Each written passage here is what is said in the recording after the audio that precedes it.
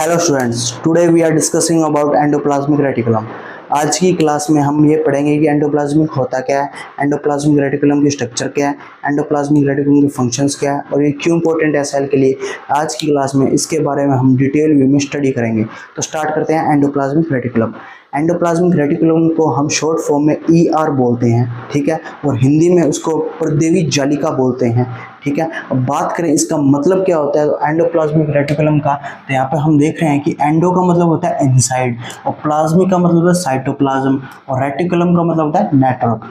वापस देखते हैं, एंडो का मतलब होता है इनसाइड, प्लाज्मिक का मतलब होता है साइटोप्लाज्म और रेटिकुलम का मतलब होता है नेटवर्क।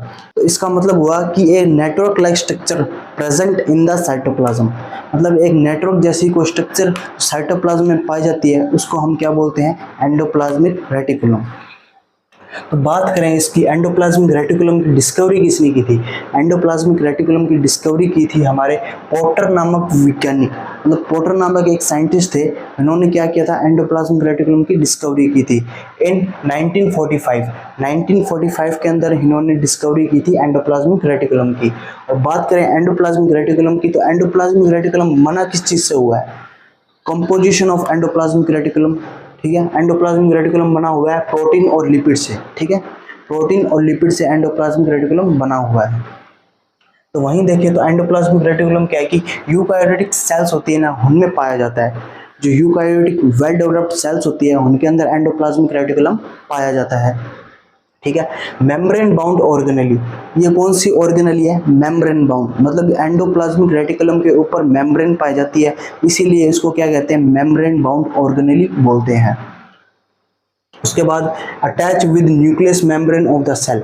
अब यहाँ पे आपको एक डायग्राम दिख रहा है, इस डायग्राम में क्या है कि ये है न्यूक्लियस, जो सेल का ब्रेन होता है, ठीक है, इसको हम क्या बोलते हैं, न्यूक्लियस। बस यहाँ पे ये इसके साथ क्या है, ये चिपा हुआ है ना, ये जो स्ट्रक्चर है, जो ट्यूब लाइक स्ट्रक्चर आपको दिखाई दे रही है, इस ट्यूब लाइक स्ट्रक्चर को क्या बोलते हैं हम, एंडोप्लाज्मिक रेटिकुलम, ठीक है। ट्यूब लाइक स्ट्रक्चर दिख रही है ना आपको, इस ट्यूब लाइक स्ट्रक्चर को हम क्या बोलते हैं, एंडोप्लाज्मिक रेटिकुलम। ये एंडोप्लाज्मिक रेटिकुलम क्या है कि ये न्यूक्लियस के साथ चिपका हुआ है, ठीक है, अटैच है न्यूक्लियस के साथ, इसलिए कहते हैं कि attach with nucleus membrane of the cell, ठीक है। उसके बाद endoplasmic reticulum have large network in the cell. हमने देखा था कि एंडोप्लाज्मिक रेटिकुलम का बहुत बड़ा नेटवर्क होता है, ठीक है, सेल के अंदर, ठीक है। उसके बाद one side attached with nucleus membrane and another side attached with plasma membrane। तो एंडोप्लाज्मिक रेटिकुलम होता है वो दो साइडों से अटैच होता है। एक में तो हमने देखा कि एक के साथ तो न्यूक्लियस मेम्ब्रेन के साथ अटैच चाहिए, और दूसरा एंड होता है इसका, वो एंड होता है प्लाज्मा मेम्ब्रेन, मतलब सेल मेम्ब्रेन होती है उसके साथ अटैच होता है, ठीक है। उसके बाद हम बात कर लेते हैं इसके डायग्राम की। तो एंडोप्लाज्मिक रेटिकुलम की डायग्राम की बात करें उससे पहले हम देख लेते हैं थोड़ा न्यूक्लियस। वैसे तो मैंने प्रीवियस लेक्चर में न्यूक्लियस को डिटेल व्यू में बताया है, आपने नहीं देखा है तो हमारे प्रीवियस लेक्चर में जाके आप न्यूक्लियस की डिटेल व्यू में स्टडी कर सकते हैं। वैसे मैं इसका थोड़ा बहुत आपको बता देता हूँ। ये हमारा न्यूक्लियस, न्यूक्लियस क्या है कि सेल का ब्रेन होता है, जो भी सारी मेटाबॉलिक रिएक्शंस होती है जो सारी न्यूक्लियस के द्वारा ही कंट्रोल की जाती है। देखें तो न्यूक्लियस में हम देख रहे हैं तो न्यूक्लियस क्या है, डबल मेम्ब्रेन बाउंड ऑर्गेनेली है, ठीक है। न्यूक्लियस क्या है, डबल मेम्ब्रेन बाउंड ऑर्गेनेली। कैसे कि इसमें एक आउटर मेम्ब्रेन पाई जाती है और एक इनर मेम्ब्रेन पाई जाती है, ठीक है। आउटर मेम्ब्रेन और इनर मेम्ब्रेन, आउटर और इनर के बीच में एक स्पेस पाया जा रहा है। यहाँ पे हम देख रहे हैं आउटर और इनर के बीच में एक स्पेस पाया जा रहा है। इस स्पेस को हम क्या बोलते हैं, प्री न्यूक्लियर स्पेस बोलते हैं। आउटर और इनर के बीच में एक स्पेस पाया जाता है जिसको हम बोलते हैं प्री न्यूक्लियर स्पेस। इस प्री न्यूक्लियर स्पेस में क्या है कि एक सब्सटेंस पाया जाता है जिसको हम बोलते हैं ल्यूमेन, ठीक है। आउटर और इनर के बीच में एक स्पेस पाया जाता है जिसको हम प्री न्यूक्लियर स्पेस बोलते हैं। उस पे अंदर एक सब्सटेंस पाया जाता है जिसको हम ल्यूमेन बोलते हैं। उसके बाद बात करें हम, जो न्यूक्लियर मेम्ब्रेन होती है वो न्यूक्लियर मेम्ब्रेन लिपिड की बनी होती है, ठीक है। और उसके बाद में हम देखते हैं तो न्यूक्लियर मेम्ब्रेन के बीच में हमको एक पोर दिखाई दे रहे हैं, ठीक है। इनके बीच में एक चैनल या पोर दिखाई दे रहे हैं। इन चैनल या पोर्स को हम क्या बोलते हैं, न्यूक्लियर पोर बोलते हैं, ठीक है। इन न्यूक्लियर पोर का काम क्या होता है, न्यूक्लियर पोर का काम होता है जो न्यूक्लियस के अंदर प्रोटीन, कार्बोहाइड्रेट और लिपिड होते हैं उनका ट्रांसपोर्टेशन होता है, वो न्यूक्लियर पोर के द्वारा ही किया जाता है। हम बात करें तो न्यूक्लियस के अंदर होता क्या है, न्यूक्लियस के अंदर जेनेटिक इन्फॉर्मेशन होती है, ठीक है, जो अनुवांशिक सूचनाएं होती है, DNA, RNA, ठीक है, ये प्रोटीन, क्रोमोसोम्स, जीन्स, ये सारे न्यूक्लियस में पाए जाते हैं। उसके बाद में जो मेटाबॉलिक रिएक्शंस होती है वो भी न्यूक्लियस के द्वारा ही कंडक्ट करवाई जाती है सारी की सारी। हमने बात की है न्यूक्लियस की, अब बात करते हैं एंडोप्लाज्मिक रेटिकुलम की। एंडोप्लाज्मिक रेटिकुलम है वो दो प्रकार की होती है, पहली होती है रफ एंडोप्लाज्मिक रेटिकुलम और दूसरी होती है स्मूथ एंडोप्लाज्मिक रेटिकुलम।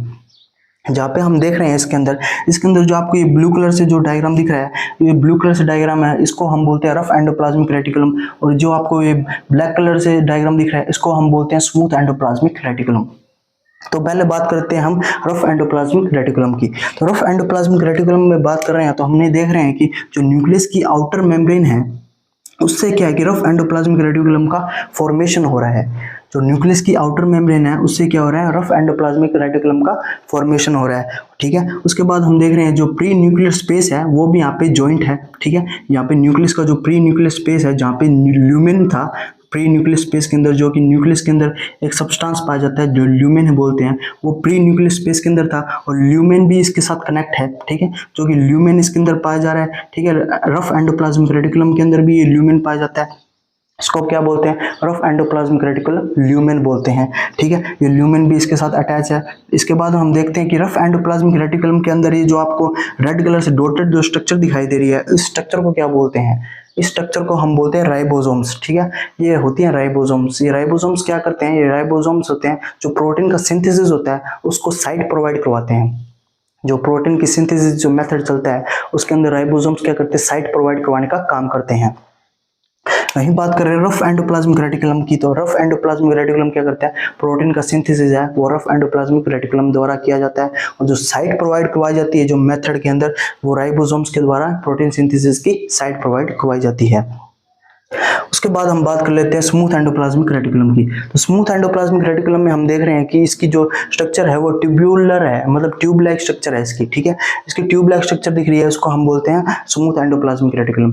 इस स्मूथ एंडोप्लाज्मिक रेटिकुलम और रफ एंडोप्लाज्मिक रेटिकुलम में ये डिफरेंस है, क्योंकि रफ एंडोप्लाज्मिक रेटिकुलम में तो क्या है कि राइबोसोम्स पाए जाते हैं, वहीं देखो तो स्मूथ एंडोप्लाज्मिक रेटिकुलम में राइबोसोम्स नहीं पाए जाते, इसलिए इसको स्मूथ एंडोप्लाज्मिक रेटिकुलम बोलते हैं।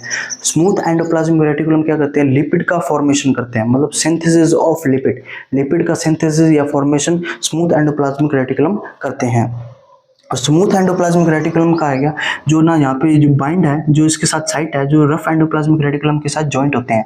जो स्मूथ एंडोप्लाज्मिक रेटिकुलम है वो ना रफ एंडोप्लाज्मिक रेटिकुलम के साथ जॉइंट होते हैं। वहीं आपको ये जो आपको राउंडेड स्ट्रक्चर दिख रही है इसके अंदर, ये राउंडेड स्ट्रक्चर को हम क्या बोलते हैं, वेसिकल्स बोलते हैं। ये राउंडेड स्ट्रक्चर क्या है, वेसिकल्स है। इन वेसिकल्स का फॉर्मेशन क्या होता है, इन वेसिकल्स का फॉर्मेशन होता है रफ एंडोप्लाज्मिक रेटिकुलम और स्मूथ एंडोप्लाज्मिक रेटिकुलम से। मतलब क्या है कि जो कि ये वेसिकल्स का फॉर्मेशन हो रहा है उसके अंदर क्या है कि लिपिड और प्रोटीन पाए जाते हैं। मतलब ये मैं कहना चाहता हूँ आपको, जो पैकेजिंग हो रही है यहाँ पे, जो लिपिड और प्रोटीन की पैकेजिंग हो रही है और रफ एंडोप्लाज्मिक रेटिकुलम से और स्मूथ एंडोप्लाज्मिक रेटिकुलम से हो रही है, जो पैकेजिंग हो के उसके बाद जो फॉर्मेशन हो रहा है, इसका वेसिकल्स का फॉर्मेशन हो रहा है। इस वेसिकल में क्या है कि यहाँ से आपको दिख रहा है, यहाँ से क्या है कि लिपिड का फॉर्मेशन हो रहा है, जो लिपिड वेसिकल्स का फॉर्मेशन हो रहा है यहाँ पे आपको दिख रहा है, और यहाँ से आपको दिख रहा है ये वाला फॉर्मेशन हो रहा है, वो कौन सा हो रहा है, प्रोटीन वेसिकल का फॉर्मेशन हो रहा है। ये वो वेसिकल्स क्या करते हैं, जो गोल्जी बॉडीज के पास जाते हैं, और गोल्जी बॉडीज से क्या होता है कि मॉडिफिकेशन होने के बाद सेल्स के अदर जो भी पार्ट्स होते हैं वहाँ पे, जो जहाँ पे भी लिपिड या प्रोटीन की जरूरत होती है वहाँ पे ये चले जाते हैं। उसके बाद हम देख लेते हैं एंडोप्लाज्मिक रेटिकुलम की फॉर्म्स। एंडोप्लाज्मिक रेटिकुलम में 3 फॉर्म्स पाई जाती है। उसकी पहली फॉर्म है सिस्टर्नी या लैमिनर। ठीक है, फर्स्ट फॉर्म क्या है, सिस्टर्नी या लैमिनर। ये सिस्टर्नी लैमिनर कहाँ पाई जाती है, ये cisternae laminar rough endoplasmic reticulum में पाई जाती है। जो हमारा ये रफ एंडोप्लाज्मिक रेटिकुलम है इसके अंदर सिस्टर्नी या लैमिनर स्ट्रक्चर पाई जाती है। इस स्ट्रक्चर के बारे में हम देखें तो इस स्ट्रक्चर में हम दिखती है कि स्ट्रक्चर है लॉन्ग स्ट्रक्चर है ये। ठीक है, ये स्ट्रक्चर कैसी है, लॉन्ग स्ट्रक्चर है, अनब्रांच स्ट्रक्चर है, इसके अंदर और कोई ब्रांच नहीं पाई जा रही। ठीक है, एक ब्रांच ही है ये वाली, लॉन्ग स्ट्रक्चर है, अनब्रांच स्ट्रक्चर है और फ्लैट स्ट्रक्चर है। मतलब ये फ्लैट है, लॉन्ग है और अनब्रांच स्ट्रक्चर है। ठीक है, इसको क्या बोलते हैं हम, सिस्टर्नी बोलते हैं। इस सिस्टर्नी का डायमीटर की बात करें तो इस सिस्टर्नी का डायमीटर है 40 से 50 माइक्रोमीटर। ठीक है, इस सिस्टर्नी का डायमीटर कितना है, 40 से 50 माइक्रोमीटर। सेकंड जो हम बात करें फॉर्म की, सेकंड फॉर्म है हमारी वेसिकल्स, जिसको वेस्कुलर फॉर्म भी बोलते हैं हम। ठीक है, सेकंड फॉर्म कौन सी है हमारी, वेसिकल्स, या इसको वेस्कुलर फॉर्म बोलते हैं। ये वेसिकल्स या वेस्कुलर फॉर्म कौन सी है, ये जो हमने देखा था, ये राउंडेड जो शेप लाइक स्ट्रक्चर दिख रही है, इनको क्या बोलते हैं हम, वेसिकल्स बोलते हैं। ठीक है। ये वेसिकल्स में होता क्या है, इन वेसिकल्स में प्रोटीन होते हैं, लिपिड होते हैं, ठीक है। ये मेम्ब्रेन बाउंड जो वेसिकल्स होते हैं, इनके ऊपर मेम्ब्रेन पाई जाती है, इनके अंदर प्रोटीन और लिपिड पाए जाते हैं, जो कि प्रोड्यूस कहाँ से होते हैं, जो कि रफ एंडोप्लाज्मिक रेटिकुलम या स्मूथ एंडोप्लाज्मिक रेटिकुलम से प्रोड्यूस होते हैं। इसकी बात करें तो इसकी डायमीटर की, तो इसका डायमीटर होता है 25 से लेके 500 म्यूमीटर, मतलब इसका डायमीटर कितना होता है, 25 से लेके 500 माइक्रोमीटर तक इसका डायमीटर होता है। उसके बाद हमारी थर्ड फॉर्म है ट्यूब्यूल्स या ट्यूबुलर फॉर्म, ठीक है। थर्ड फॉर्म कौन सी है हमारी, ट्यूब्यूल्स या ट्यूबुलर फॉर्म। ये ट्यूब्यूल्स या ट्यूबुलर फॉर्म कहाँ होती है, स्मूथ एंडोप्लाज्मिक रेटिकुलम में पाई जाती है। ये हमारी स्मूथ एंडोप्लाज्मिक रेटिकुलम है, इसकी फॉर्म कैसी है, ट्यूबुलर फॉर्म है या ट्यूब्यूल्स या ट्यूबुलर फॉर्म है। इसकी ट्यूब्यूल्स में क्या है कि इरेगुलर शेप है, इसकी कोई शेप नहीं है, ठीक है। इसकी क्या शेप है, इरेगुलर शेप है और ब्रांच्ड है। इसमें क्या है, ये तो क्या है कि रफ एंडोप्लाज्मिक रेटिकुलम में तो ब्रांच पाई नहीं जाती, मगर इसमें क्या है कि इसमें ब्रांच पाई जाती है, ठीक है, और इसके ऊपर मेम्ब्रेन पाई जाती है, ठीक है। इसको क्या बोलते हैं हम, ट्यूब्यूल्स या ट्यूबुलर फॉर्म बोलते हैं। इसकी डायमीटर की बात करें तो इसका डायमीटर होता है 50 से लेके 190 माइक्रोमीटर तक इसका डायमीटर होता है। हमने देखा था कि एंडोप्लाज्मिक रेटिकुलम के 2 पार्ट्स होते हैं, पहला पार्ट होता है रफ एंडोप्लाज्मिक रेटिकुलम, दूसरा पार्ट होता है स्मूथ एंडोप्लाज्मिक रेटिकुलम। तो हम पहले पार्ट को डिस्कस करेंगे डिटेल में, rough endoplasmic reticulum. Rough endoplasmic reticulum को हम शॉर्ट फॉर्म में RER बोलते हैं, ठीक है। इसका एक और नाम है जिसको हम ग्रैनुलर ER भी बोलते हैं। रफ एंडोप्लाज्मिक रेटिकुलम को हम ग्रैनुलर ER भी बोलते हैं। ग्रैनुलर ER हम रफ एंडोप्लाज्मिक रेटिकुलम को इसलिए बोलते हैं क्योंकि इसकी साइड के ऊपर राइबोसोम्स पाए जाते हैं। राइबोसोम होने के कारण इसको हम क्या बोलते हैं, ग्रैनुलर ER। वहीं बात करें कि इसके ऊपर राइबोसोम्स पाए जाते हैं। राइबोसोम्स क्या करते हैं, जब प्रोटीन सिंथेसिस की जो मेथड चलता है उसके अंदर क्या करते हैं, जो mRNA होता है उसको साइड प्रोवाइड करवाने का काम क्या आता है, राइबोसोम्स का होता है। दूसरा काम है कि rough endoplasmic attach with nucleus membrane. जो रफ एंडोप्लाज्मिक रेटिकुलम है हमारी, इसमें हमने देखा था कि जो न्यूक्लियस की आउटर मेम्ब्रेन है उसके साथ जो रफ एंडोप्लाज्मिक रेटिकुलम है वो अटैच है, ठीक है।